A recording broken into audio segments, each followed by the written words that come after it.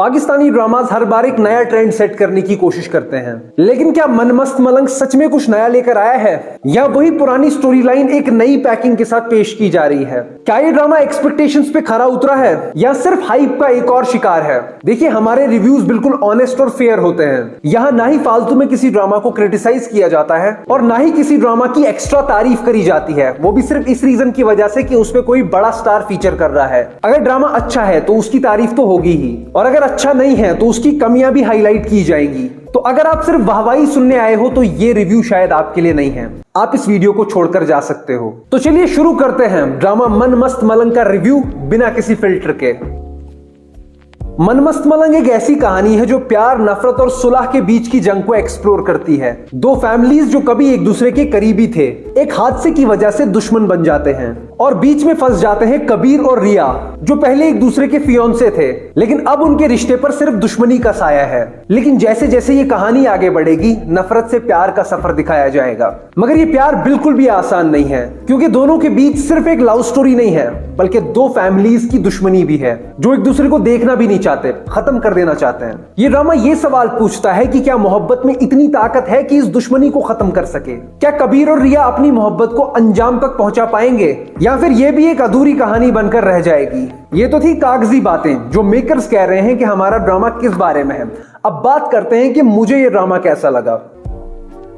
अगर एक शब्द में इस ड्रामा को डिस्क्राइब करना हो तो डिसअपॉइंटमेंट से बेहतर कोई लफ्ज नहीं होगा। जिस तरह से इस ड्रामा को प्रेजेंट किया गया है वो बोरिंग, डल और बिल्कुल बेजान लगता है। कोई एक्साइटमेंट नहीं, कोई एंगेजिंग एलिमेंट नहीं, बस एक लाइफलेस कहानी जो कुछ सीन्स का कलेक्शन लगती है। सबसे बड़ी प्रॉब्लम यह है कि इस ड्रामा की फाउंडेशन ही वीक है। पूरा नैरेटिव दुश्मनी के आसपास घूम रहा है, लेकिन उस दुश्मनी का इंपैक्ट कहीं पर फील ही नहीं होता। अगर मेकर्स ने फर्स्ट एपिसोड में कबीर और रिया की फैमिली का पास्ट दिखा दिया होता, उस वक्त में इन फैमिलीज का रिश्ता कैसा था, रिया और कबीर कैसे दोस्त थे और ये दुश्मनी कहां से शुरू हुई, अगर ये सब थोड़ा थोड़ा अच्छे तरीके से विजुअली दिखा दिया होता तो शायद एक अच्छी बेस मिलती। लेकिन यहाँ हर दूसरे सीन में हम तुम्हारे दुश्मन हैं, हम तुम्हारे दुश्मन हैं, बस यही रिपीट होता रहता है बिना किसी डेप्थ के। ये जो रिया की फैमिली का खून खोलता है कबीर को देखकर, उस गुस्से का रीजन तो ऑडियंस को पता है, लेकिन वो टेंशन फील ही नहीं हो पाती जो होनी चाहिए थी। स्टोरी लाइन वीक है, back story almost non existent है और एक्टर्स के बीच केमिस्ट्री का तो नामो निशान तक नहीं है। दानिश तैमूर साहब एक टैलेंटेड एक्टर हैं, उनके कुछ ड्रामास मुझे काफी ज्यादा पसंद भी हैं, लेकिन ये प्रोजेक्ट उनके लेवल से काफी नीचे का लगता है। सपोर्टिंग कास्ट भी उतनी ही फ्लैट परफॉर्म कर रही है, जैसे बस डायलॉग्स डिलीवर करना एक फॉर्मेलिटी है। और सबसे बड़ा इशू, ये ड्रामा काफी ज्यादा स्लो और मोनोटोनस भी है। इस ड्रामा को देखने के वक्त मुझे लिटरली नींद आने लग गई थी। अगर मुझे ये रिव्यू ना बनाना होता तो शायद मैं इस ड्रामा को पहले ही ड्रॉप कर चुका होता। इस तरह के प्रोजेक्ट्स को देखकर लगता है कि कुछ ड्रामास को सिर्फ पैसे कमाने के लिए बनाया जाता है। कोई नया कंटेंट, कोई फ्रेश स्टोरी टेलिंग लाने की जरा भी कोशिश नहीं की गई है। चलो नए को छोड़ो, लेकिन कम से कम जो बना रहे हो उसे तो ढंग से प्रेजेंट करो। मेकर्स को लगता है कि किसी पॉपुलर एक्टर को कास्ट कर लो ड्रामा में, बस फिर और कुछ करने की जरूरत नहीं है। बाकी तो ऑडियंस पागल है, उनके टाइम की कोई वैल्यू नहीं है, वो तो देख ही लेंगे। ओवरऑल मन मस्त मलंग एक वेस्ट ऑफ टाइम ड्रामा है। ना इस ड्रामा की लव स्टोरी सेंस बनाती है और ना ये दुश्मनी इंपैक्टफुल लगती है। ये ड्रामा बस नई पैकेजिंग के साथ वही 5-10 साल पुराना कंटेंट ऑफर करता है।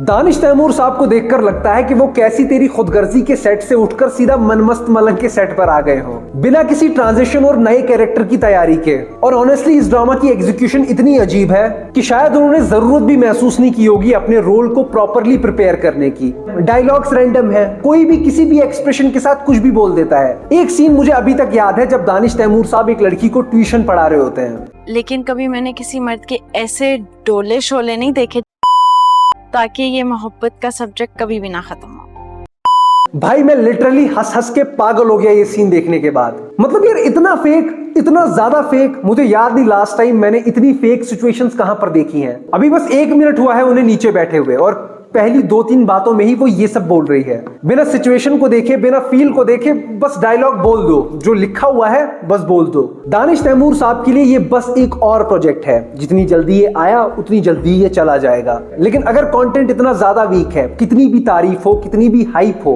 कोई फर्क नहीं पड़ता। 1-2 साल बाद इस तरह के ड्रामास का नाम भी किसी को याद नहीं रहता, क्योंकि कोई इंपैक्ट ही नहीं है। कोई किस चीज के लिए याद रखेगा इस ड्रामा को? कौन सी चीज है इसकी जो देखकर आपको मजा आ गया? देखिए, अच्छा कंटेंट अपनी ऑडियंस ढूंढ ही लेता है। आज भी कुछ ऐसे अंडररेटेड ड्रामाज है जिनके सभी एपिसोड पे, सारे एपिसोड जितने भी है ड्रामा के, सिर्फ 50 से 100 मिलियन व्यूज होंगे उन पे, लेकिन लोग उन ड्रामाज को मास्टरपीस कहते हैं, इज्जत करते हैं उन ड्रामाज की, इज्जत करते हैं उन मेकर्स की। और वक्त गुजरने के साथ एक वक्त ऐसा भी आता है कि उन ड्रामाज का दौर आ जाता है जब वो कहानियां, वो स्टोरी टेलिंग, वो कैरेक्टर्स, वो डेप्थ लोगों को समझ आ जाती है। दानिश तैमूर साहब की परफॉर्मेंस बहुत बेजान, ओवर द टॉप और बेअसर लगी इस ड्रामा में। और सबसे बड़ी प्रॉब्लम यह है कि उनके यूजुअल इंटेंस एक्सप्रेशन के लिए यहां कोई सूटेबल सिचुएशन है ही नहीं। बात करें सहर हाशमी की तो वो दानिश तैमूर साहब के अपोजिट बहुत ही ज्यादा मिसफिट लगती हैं। ये भी एक मेजर रीजन है कि ये ड्रामा एंगेजिंग नहीं लगता, क्योंकि जब रोमांस का, केमिस्ट्री का इतना मेजर एंगल है ड्रामा में, ऑडियंस कुछ फील ही नहीं कर पा रही तो वो लव स्टोरी कैसे चलेगी। अभी कुछ देर पहले मैंने आपसे कहा था कि कोई एक रीजन तो हो जिसकी वजह से इस ड्रामा को देखने में मजा आए। वो एक रीजन सहर हाशमी बन सकती थी। अगर दोनों मेन लीड्स की केमिस्ट्री अच्छी होती तो शायद फील बदल जाता इस ड्रामा को देखने का थोड़ा सा। मुझे लगता है कि सहर हाशमी इससे बेहतर परफॉर्म कर सकती हैं, लेकिन ये ड्रामा उनके लिए थोड़ा ज्यादा हो गया। इस ड्रामा में उनकी परफॉर्मेंस एवरेज से भी काफी ज्यादा नीचे है, और जितनी इस ड्रामा की सिचुएशंस फेक लगती हैं, इस ड्रामा की स्टोरी फेक लगती है, उतने ही उनके इमोशंस भी आर्टिफिशियल फील होते हैं। मुझे एक और लेजेंडरी सीन याद आ रहा है जहां पर रिया को एक टीचर पढ़ा रहा होता है। वो पहला टीचर जब आता है उसे ट्यूशन पढ़ाने, आप तो खूबसूरत हैं, और 4 से मल्टीप्लाई कर दें, बहुत ही खूबसूरत और हसीन जवाब आएगा। ये कैसा टीचर है? असल जिंदगी से इसका कोई दूर दूर तक रिश्ता नाता नहीं है। पहली मुलाकात में, पहले लम्हे में ही कुछ भी बोला जा रहा है, और ऐसी शक्ल रख के, ऐसी शक्ल रखे यार, कुछ भी हो रहा है। इन शॉर्ट, लीड एक्ट्रेस की परफॉर्मेंस बिल्कुल फ्लैट है।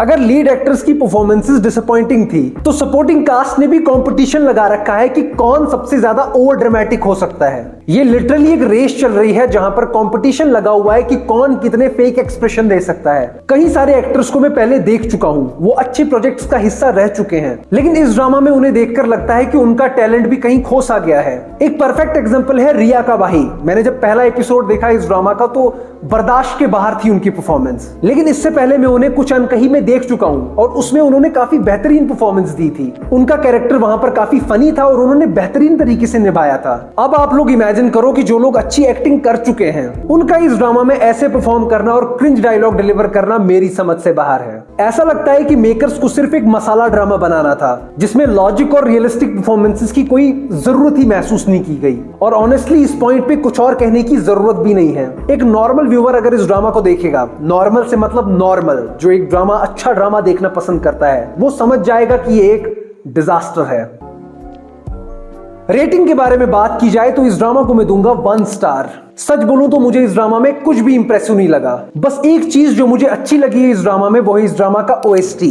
इस ड्रामा का OST बेहतरीन है, बहुत ही अच्छा साउंड कर रहा है। और जब मैंने ये OST सुना था तब ये ड्रामा आया नहीं था, बहुत ही बेहतरीन साउंड कर रहा था। मैं एक्साइटेड था इस ड्रामा के लिए और मुझे ऐसा लग रहा था कि ये OST तो 4 चांद लगा देगा ड्रामा में। लेकिन मुझे क्या पता था कि इस पूरे ड्रामा में सिर्फ ये एक OST ही अच्छा होगा। बाकी शुरुआत देखने के बाद कोई उम्मीद तो नहीं है, कोई पॉसिबिलिटी तो नहीं है कि ये ड्रामा इंप्रूव करेगा आगे, कोई अच्छे ट्विस्ट एंड टर्न्स हमें देखने को मिलेंगे, इस बात की ना के बराबर उम्मीद है। ये तो था मेरा रिव्यू, लेकिन आपको ये ड्रामा कैसा लग रहा है? क्या आप एग्री करते हो या आपका ओपिनियन अलग है? इस ड्रामा के बारे में आपका जो भी ओपिनियन है कमेंट सेक्शन में हमारे साथ शेयर जरूर करें। मैं सुनना चाहता हूं कि असल में ऑडियंस क्या देख रही है। ऐसे ड्रामास को ऑडियंस पसंद करती है या किस तरीके से वो ट्रीट करते हैं ऐसे ड्रामास को? मैं आपके ओपिनियन सुनना चाहूंगा, आपके कमेंट्स देखना चाहूंगा। बाकी बहुत सारी इंटरेस्टिंग वीडियोस आने वाली हैं, उन वीडियोस को देखने के लिए आप लोग सब्सक्राइब जरूर कर दें ताकि हमारी मुलाकात बार बार होती रहे।